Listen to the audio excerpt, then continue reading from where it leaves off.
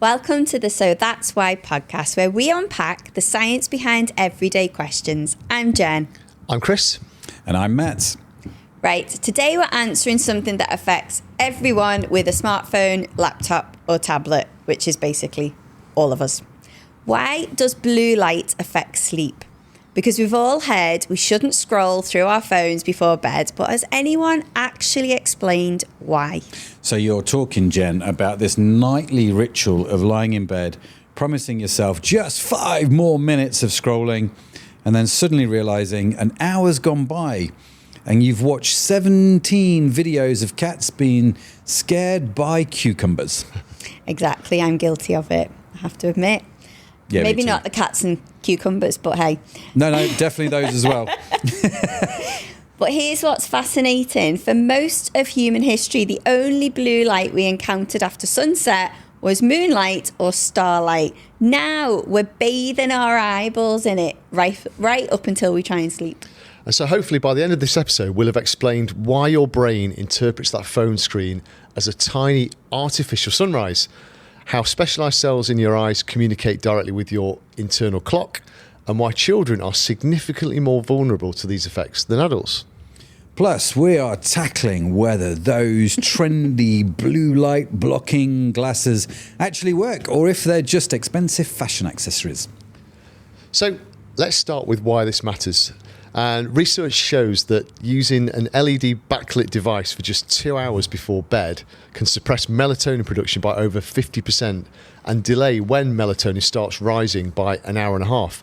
The reason that's significant is when you consider that melatonin is your body's signal that it's time to wind down. And the knock-on effects are substantial. Studies found that around a third of people experience reduced sleep duration with evening blue light exposure, and half of those report feeling less tired at bedtime, which sounds positive until you realise it means your body's natural drowsiness signals are being overridden. So then, Jen, all those times I've thought, I'm not tired yet, I'll just watch one more episode. My phone, apparently, is lying to me, at least that's how I'm interpreting it, and so will feel betrayed by my own technology. That technology betrays us in the end. It's always, I've seen that movie, it always does. It gets you in the end. What's particularly concerning is research showing that pre-bedtime blue light exposure can reduce the proportion of deep sleep throughout the night. And of course, deep sleep is when your body does its most important restorative work. Yeah, I mean, we covered in our sleep episode how critical those deep sleep stages are for things like your memory consolidation, physical restoration. So disrupting them, it's got consequences well beyond just feeling groggy in the morning. Okay, chaps, so what actually happens biologically? How does the blue light from the screen mess with my sleep? The key players here are specialised cells in your retina. So let me guess, Chris, right? They've got a name that I have absolutely no chance of pronouncing whatsoever. I knew you'd do this to me. They are called intrinsically photosensitive retinal ganglion cells. So, yes, is the answer to the question. Yeah, but for today, we'll call them iPRGCs in short. So these iPRGCs don't contribute much to vision at all, but they detect ambient light levels and send that information to your brain and effectively to its master clock. And these cells also contain a light-sensitive protein called melanopsin. And here's the crucial bit. Melanopsin is most sensitive to blue light wavelengths, specifically between 460 and 480 nanometers. And that happens to overlap significantly with the light emitted by our screens. What a surprise. What a surprise. I've no idea what a nanometer is, but what a surprise. So we've basically got specialized blue light detectors in our eyes that aren't designed for my Netflix binge. That's what you're telling me, right? Yep, exactly right. And when blue light hits these melanopsin-containing cells, they fire signals along a pathway directly to the suprachiasmatic nucleus, which we'll call the SCN. I love that. Now, I want to be super chiasmatic. We've got one. We've each got one. And this SCN, I'm not going to try and say it again, it sits in your hypothalamus in the brain. But if you think of the SCN as your body's central timekeeper, it's coordinating your 24-hour circadian rhythm. And when the SCN receives these signals saying bright blue light detected, it interprets this as daytime. So in response, it sends inhibitory signals that suppress melatonin production in the pineal gland. So my brain then is literally thinking the phone is the sun. Yeah. Is that right? At a biological level, I'd say yes. So your circadian systems can't distinguish between natural daylight and artificial light from screens because both activate the same pathway. Under normal circumstances, as evening approaches and blue light exposure decreases, the pineal gland in your brain starts producing melatonin about 2 hours before your usual bedtime. This rise in melatonin signals at your body that sleep is coming. But when you're exposed to blue light in those evening hours, this melatonin, the normal rise, it gets suppressed or delayed. And research has shown that this follows what scientists call a dose-response relationship. Brighter blue light produces greater melatonin suppression. So I had no idea my casual scrolling was having such a measurable biological impact. I know. And what makes this particularly relevant to modern life is that blue light's effects are wavelength specific. And interestingly, but probably not surprisingly, the effects don't disappear immediately when you turn off the screen. So this suppression of melatonin and the alerting effects can persist for some time after that light source is removed. So your circadian system doesn't have an instant reset button, for instance. So if I, even if I sort of put my phone down finally, say at midnight, the damage is already done for that evening. Is that what you're saying? To some extent, yes. So the melatonin delay has already been triggered.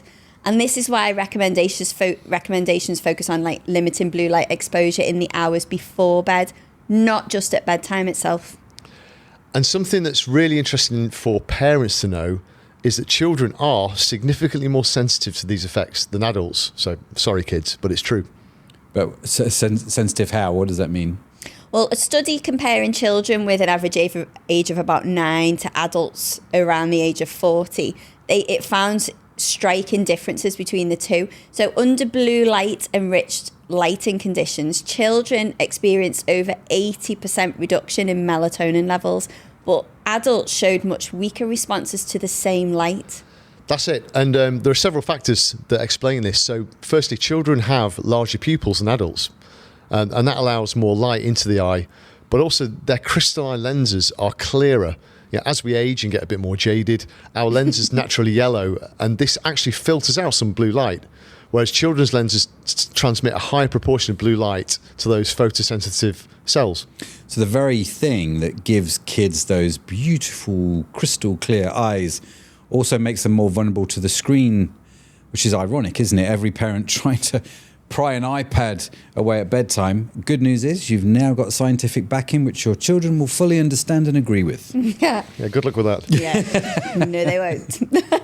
But children, they also naturally produce melatonin earlier in the evening and in higher amounts than adults, which may make the suppressive effects more pronounced.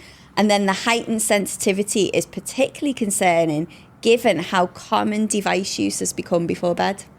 Yeah, and at the other end of the kind of age spectrum, older adults may be somewhat less vulnerable because of that lens yellowing that I mentioned earlier. But however, this reduced blue light transmission can actually contribute to weaker circadian rhythms and the sleep problems common in elderly people. It's worth noting that individual sensitivity varies quite a bit too. Some people seem to tolerate evening use with minimal sleep disruption, whereas others are highly sensitive. And there's also genetic variations in clock genes and differences in melanopsin sensitivity, and they all contribute to this variation. So some people then really can get away with scrolling before bed whilst others can't, which hardly seems fair to me if I can't. Life's not fair.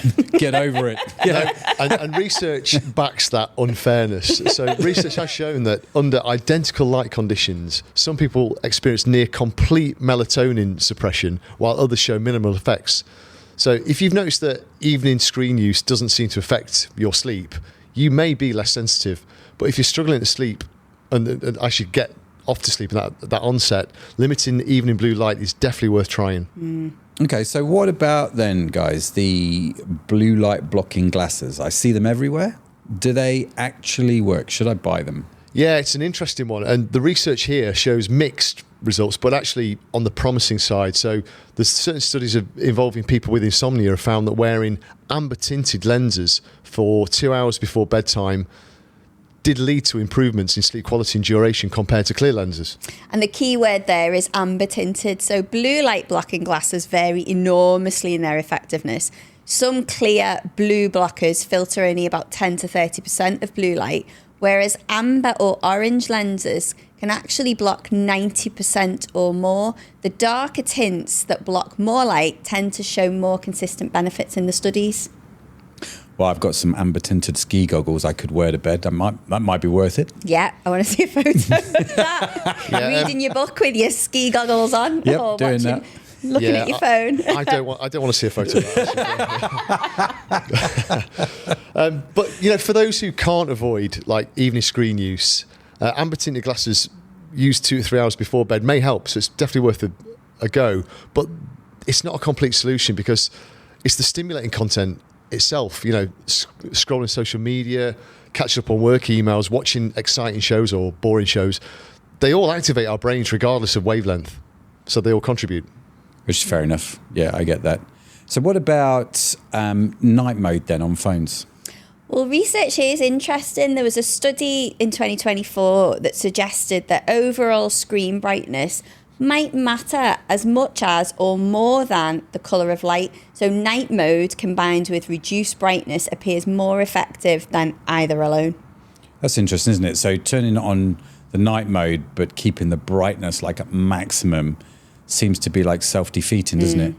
So, Chris, practical recommendations. You've bound to have got some, but what are they? Yeah, a few things. I think dimming your screens and using warmer colouring settings in the evening, worth a try. Considering amber tinted glasses if you must use devices before bed.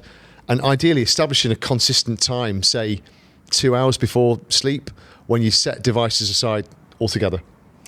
So one thing we should address is the persistent myth that blue light from screens damages your eyes. And it's important to note that current evidence doesn't support this. Which is interesting, isn't it? Because there's a lot of marketing hype out there. And I know we're always down on marketing hype, but there is a lot of marketing hype out there about protecting your eyes from the harmful blue light. Yeah, you can get blue light treatment, so you can get protection from blue light. So it's a complete kind of hypocrisy. And the confusion comes from laboratory studies using extremely high intensity blue light on isolated cells. But the thing is, screens emit far less blue light than natural sunlight does. The sun delivers up to 1,000 times more blue light than you'd get from your electronic device. So if a screen blue light was genuinely harmful to our retinas, outdoor sunlight would be catastrophic. Yet our eyes, of course, can handle daylight fine. And the American Academy of Ophthalmology, they've stated that there's insufficient evidence that blue light from devices damages eyes. What screens do cause is digital eye strain, dry eyes, fatigue, headaches, but that's from prolonged screen use and reduced blinking, not the blue light itself. That's interesting, Jen. So any more recommendations, Chris? Yeah, so there are some simple environmental changes that can help too. So switching to warm coloured, dim lighting in the evening or bulbs with lower colour temperatures, that reduces blue light exposure without requiring glasses or screen changes. Yeah, and don't overlook the power of getting bright light during the day. So getting outside for natural daylight, especially in the morning, that actually strengthens your circadian rhythms. And so it might reduce your sensitivity to evening light disruption. It's not just about avoiding blue light at night. It's about getting enough at the right times. So morning sunlight then is my friend, if I understand it.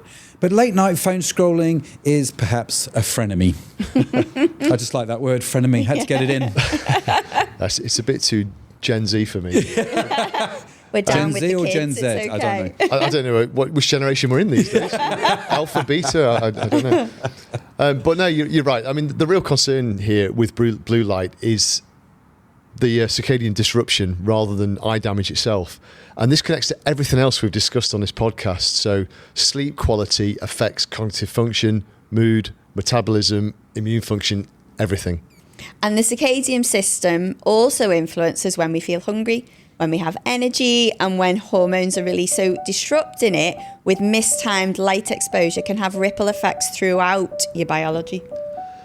The good news if there is some good news, is that blue light exposure during the day is actually beneficial.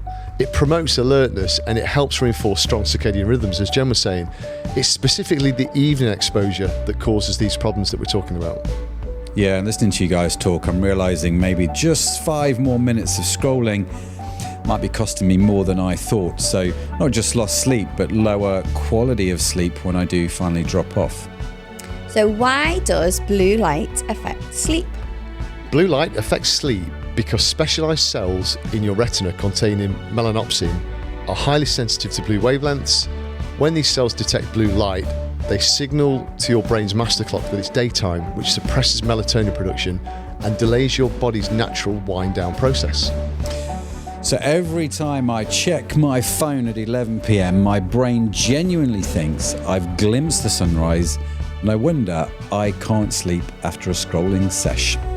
Now you know why dimming your screens, using warmer light settings, and ideally putting devices away a couple of hours before bed can make such a difference to sleep quality.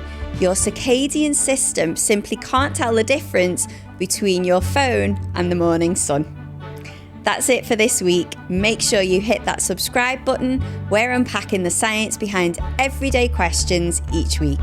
Tell us in the comments what you'd like us to explore. Thanks for geeking out with us. But for now, that's it from me. That's it from me. And that's it from me. Bye for now.